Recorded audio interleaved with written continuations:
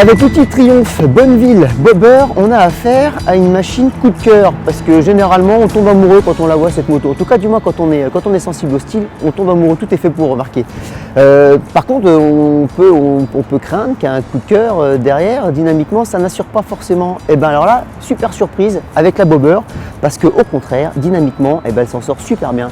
Alors elle nous a bluffé déjà niveau ergonomie parce qu'elle n'est pas du tout radicale finalement en matière de position. Les repose-pieds ne sont pas situés trop en avant, ce qui nous laisse une position relativement décontractée sans trop nous fatiguer. Et puis alors surtout, c'est cette assise qui à première vue semble un peu contrariante pour les longs trajets, mais pas du tout. Un long trajet, on n'a pas dit qu'on allait partir non plus en vacances avec la moto à 2000 km, mais enfin bon, pour rouler au quotidien ou faire des bonnes balades un peu longues, pas de problème. La cinématique de la suspension arrière originale fonctionne parfaitement bien.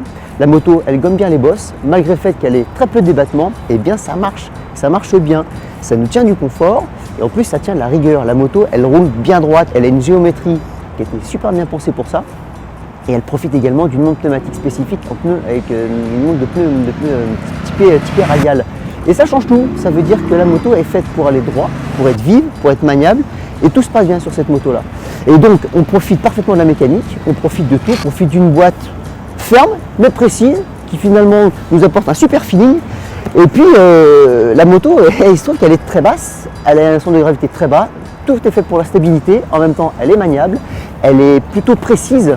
Et au final, elle se laisse emmener super bien. Elle est marrante parce qu'elle a un côté un peu viril. Le moteur, quand même, c'est un 1200, il est monté rigide dans le cadre. On sent bien les balanciers d'équilibrage qui sont là juste pour canaliser ce qu'il faut, mais ça reste vivant. Et puis, il y a ce côté viril, mais viril à la peau de pêche. Et c'est pas désagréable.